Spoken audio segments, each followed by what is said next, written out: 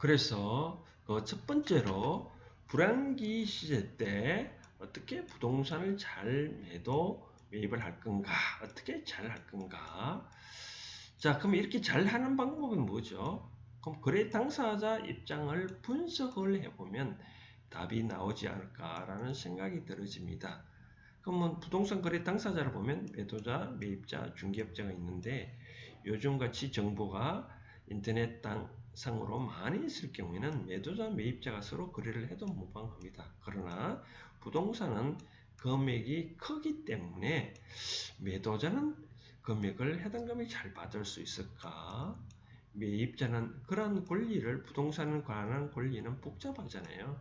그럼 제대로 권리를 취득할 수 있을까? 그런 문제가 좀 있고 또 두려움이 쌓이죠. 그런 것을 해결해 주는 게 바로 중개업자인 것 같더라고요. 중개업자들은 거래할 경우에는 공제증서라는 게 주더라고요. 공제증서 또는 보험증서 이 거래가 이상하게 흘러서 당사자가 손해에 있을 경우 배상을 해주는 그 보험증서를 해주기 때문에 부동산 거래를 할 경우에는 통상 중개업자를 많이 이용하더라고요.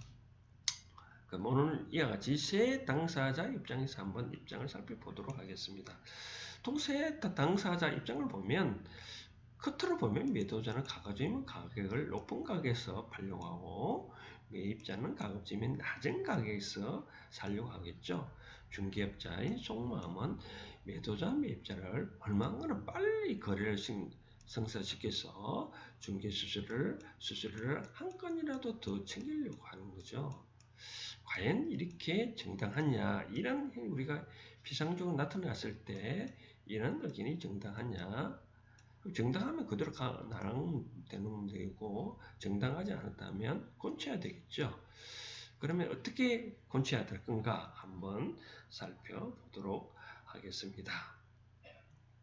먼저 이 매도자 입장에 가급적이면 높은 가격에 팔고 싶겠죠. 에서 그러나 그런 위치가 이 사이클에 따라 다릅니다. 우리가 경기 사이클 따져보면 이렇게 성장기 적정 갔다가 다시 이렇게 후퇴기, 불황기 이렇게 다시 회복기 이렇게 흘러가는데요.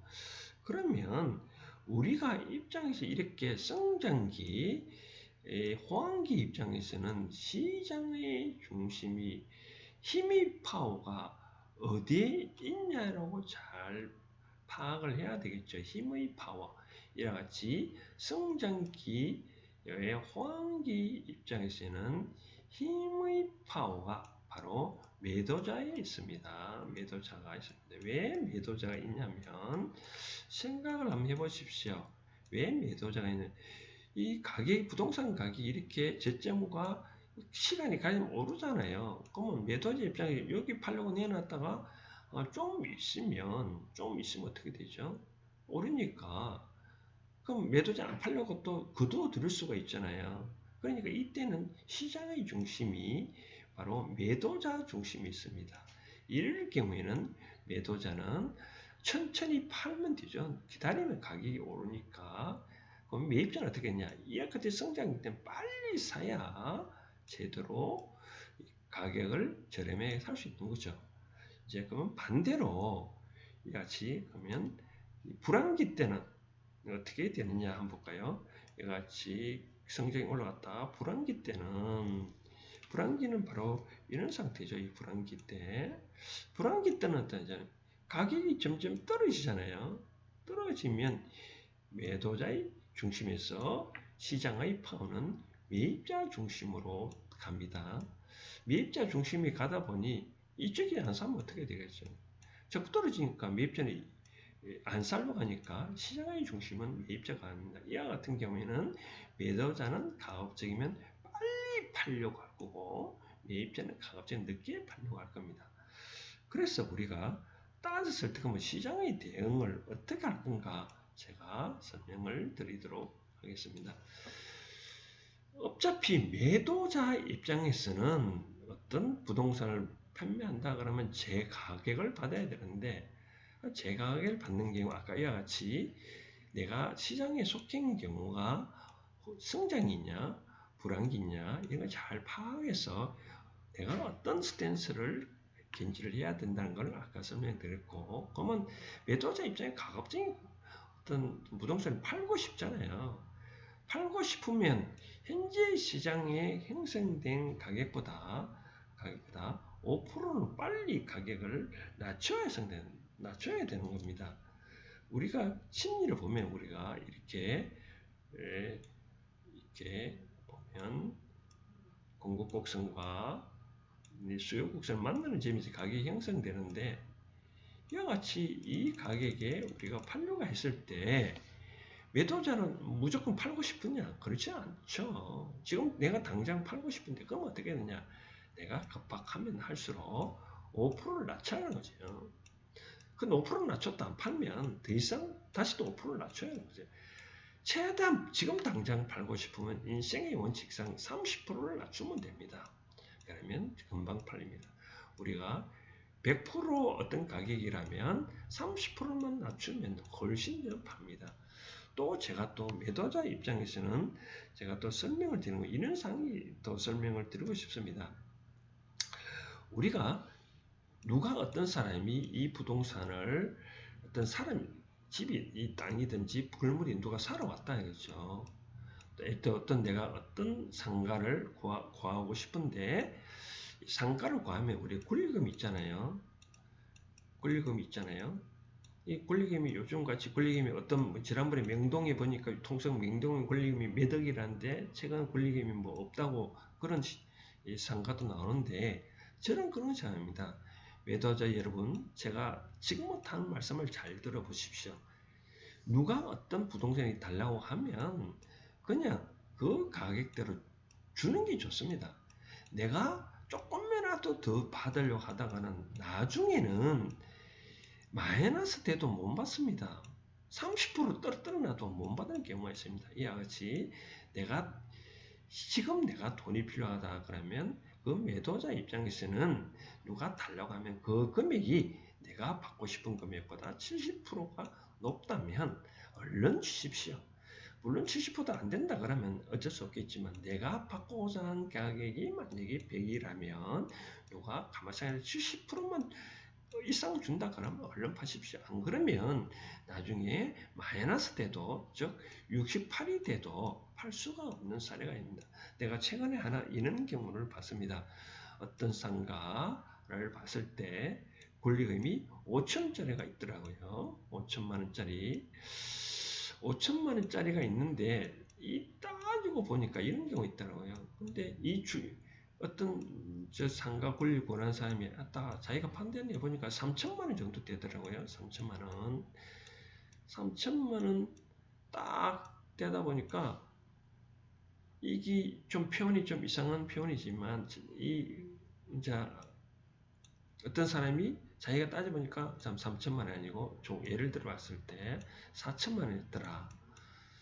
그럼 자기는 5천을 받고 싶은 거예요. 어떤 고객이 4천만 원 달라고 상장을 했어요. 그럼 자기는 5천 받고 싶어서 안 했어요. 근데 이제 현재는 어떻게 되느냐? 권리금을 안 받고 내가 지금 빨리 이 상가를 처분하고 싶어 그냥 갖고 가라 해도 안 갖고 가요.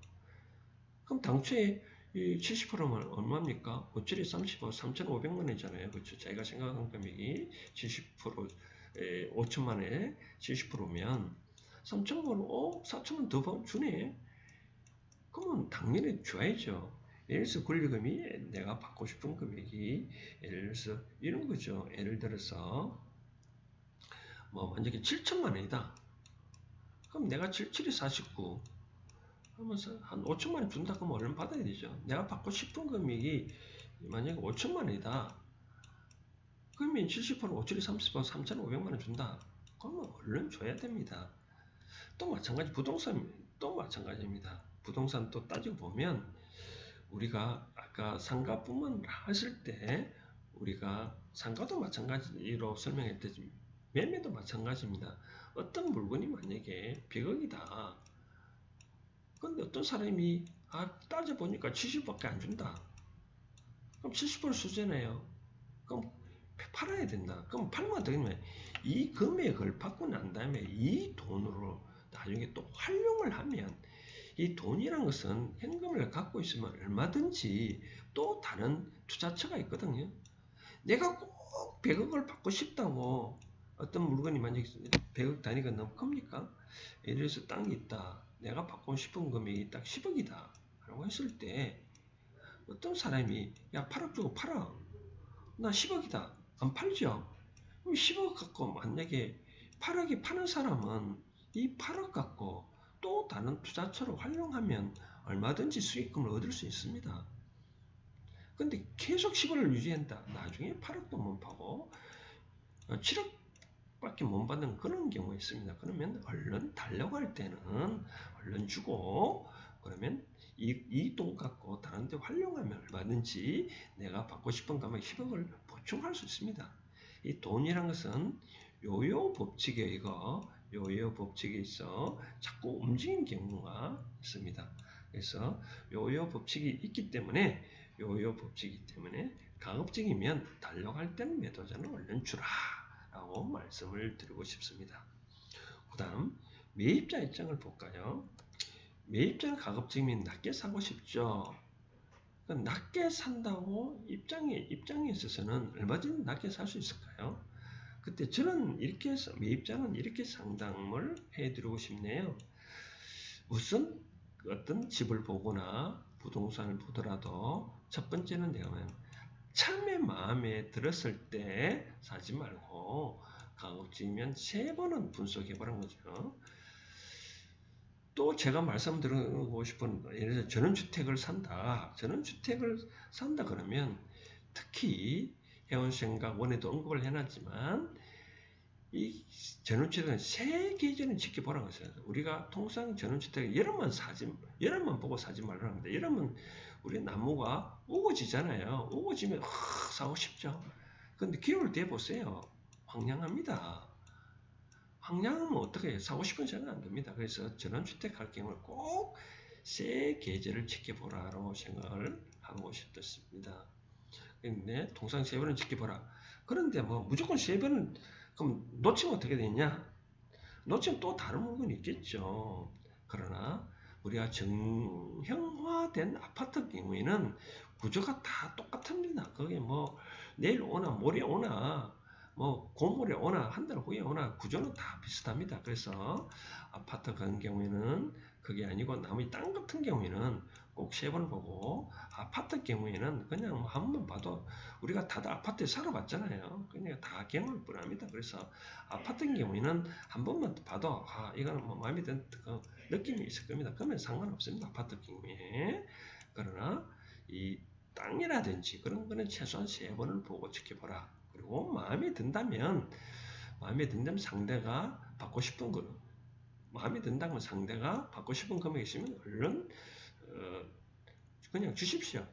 저는 그렇습니다. 어때 제가 아버님이 저한테 제사를 물려줄 때 이런 얘기를 한답니다. 우리가 제사에 차를 줄 때 뭐 고기도 넣고 또 과일도 넣잖아요. 아버님은 저한테 이렇게 교육을 시켰습니다. 제사상을 차릴 때 해당 제품이 마음에 들면 가격을 묻는데 가격은 깎지 마라. 가격에 깎으면 질이 떨어진다. 그런 얘기를 하더라고요. 그래서 제사상에 올릴 거는 빛깔이 좋고 맛있고 뭐 그런 마음에 들면 얼른 사지. 가격이 뭐 10,000원이다 비싸다 그럼 애당초 물어보지 말라는 거죠. 사지 말라는 거죠. 그러니까 가격에 묻지 말고 무조건 올려라. 마찬가지로 부동산 거래도 마찬가지입니다. 땅이든 부동산이든 일단 마음에 들면 얼마든지 사라. 또 이 중개업자라든지 그런 추천하잖아요. 추천했는데 마음에 들었다. 그러면 일단 저질러 보세요. 저질러 보면 나중에 이 가격이 많이 도움이 됩니다. 우리가 현재 부동산으로 인해 가지고 돈 번 사람들 보면 대부분 이 가게 추천해 가지고 어떤 사람은 그런 사람이 있어요. 내가 가보지도 않고 누가 살아있어 샀다. 나부정에 가보니까 이 크게 돈이 막 올라가지고 많이 벌었다는 얘기 있잖아요. 옛날에 그 최근에 신문에 신격호 롯데 회장이 돌아가신 거 보면 잠실벌에 가니까 헐 불판인 거죠. 다른 사람이 신격화 회장이 다 살라고 한 거지, 심지어 컨설팅 회사도 이게 사지 말라고 말렸답니다. 왜? 어떻게 샀냐? 신격화 회장은 그런 말이 있는 거죠. 내가 지금은 이게 사람이 없지만 내가 먹을 것을 마련해 놓으면 사람은 먹을 것을 찾으러 온다 라고 한 거죠. 그렇기 때문에 가금이 투자하는 거죠. 그러다 보니까 현재 잠실 롯데타운 됐잖아요. 마찬가지로 어떤 이렇게 한반도에 이렇게 바닷가가 있으면 좋은 바닷가 이렇게 있는데 너무 경치는 좋은 거예요. 근데 주위에 아무것도 없다. 누가 건물 투자한다. 누가 오겠냐? 우리가 좀 이상한 표현이지만 우리가 산속에 좀 죄송스럽지만 우리가 한번 변을 한번 보십시오. 변 보면 변마저 다 보기도 전에 일어나기도 전에 벌써 파리가 쭉 나타납니다. 먹을 것이 있기 때문에 마찬가지로 일단 적으로 누가 권하고 또 일단 권하는 분이 마음이 믿을만하다. 권하는 분이 마음에 든다. 내가 부동산에 또 투자하고 싶다. 그러면 얼른 저질러도 상관없다. 근데 권하는 분이 믿을만하지 못한다. 특히 기획부동산 같은 분들한테는 권하면 절대로 하지, 뭐 절대라는 기준이 없습니다. 기획부동산이 권한다 해서 나쁜 거는 전대 나쁘다 그런 건 아닌데 한번 또 가보고 땅 같은 건 한번 가봐야죠. 그렇죠? 아파트는 아예라 내가 설명드렸죠. 그렇죠?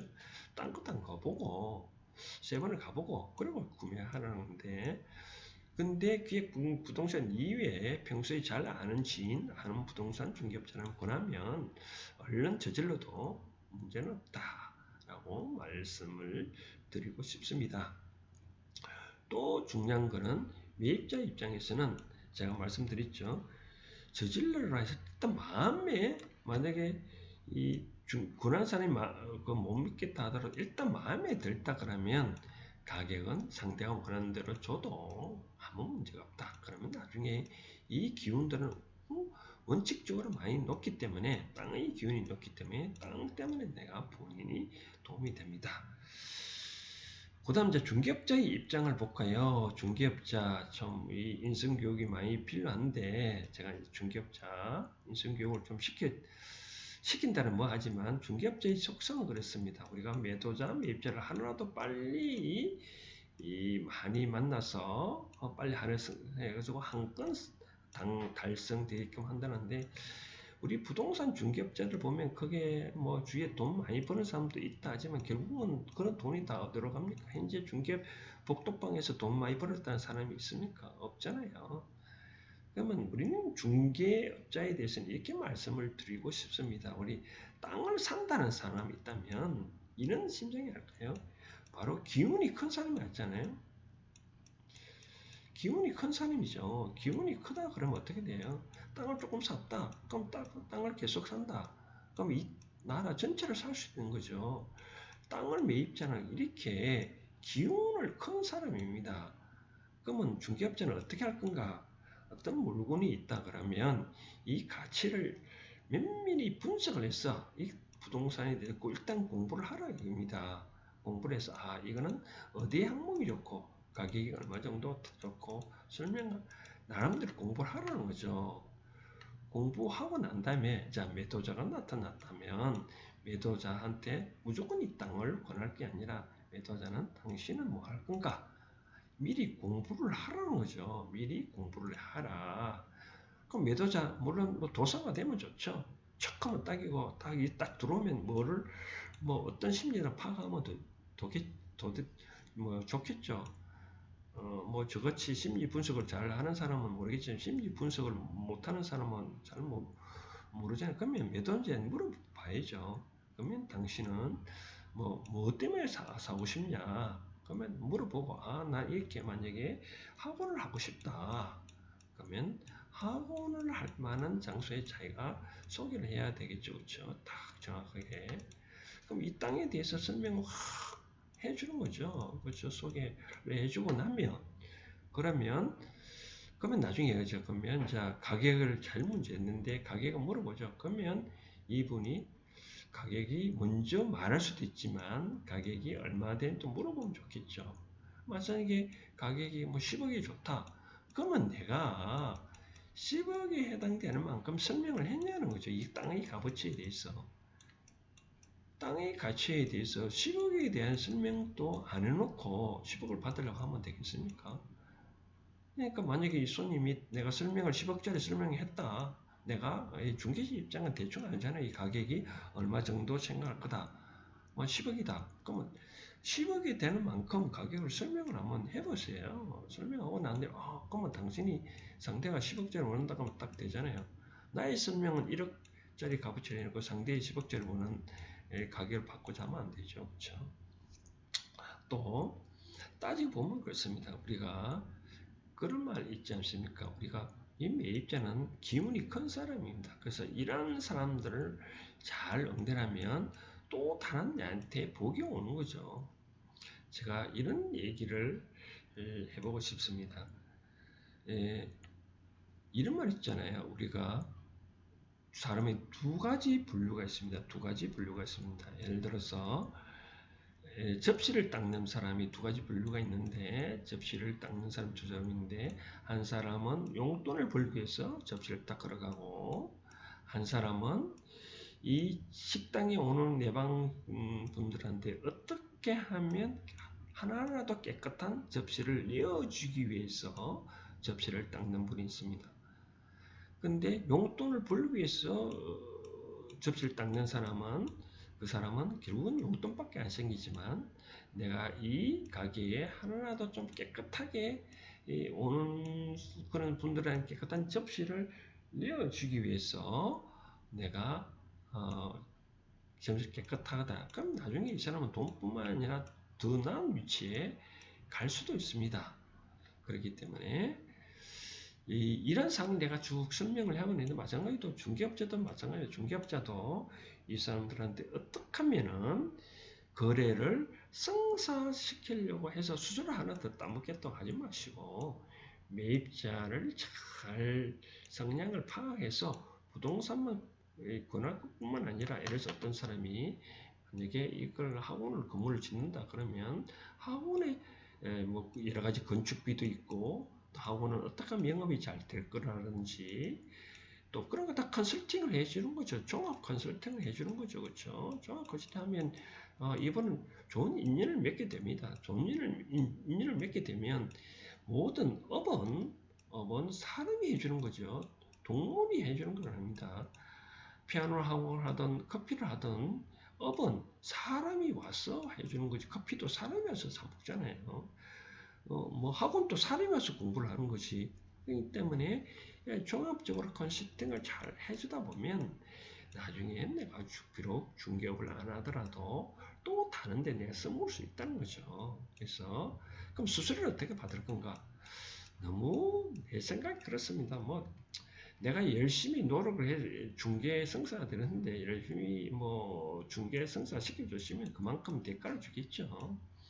그래 이제부터는 너무 수술해서 뭐 한 달 할 필요도 없을 것 같고 뭐 저는 그렇습니다. 최근에 뭐 예를 들어서 그런 수수료에 대해서 뭐 안 챙겨줘도 다른 걸로 보상해주는 사람들이 들어 있더라고요. 뭐 예를 들어서 이런 경우 이런 게 있죠. 뭐 내가 실제적으로 그런 사건을 당해봤는데 어떤 분한테 그런 얘기를 했죠. 나는 수수료 줄 형편이 안 된다.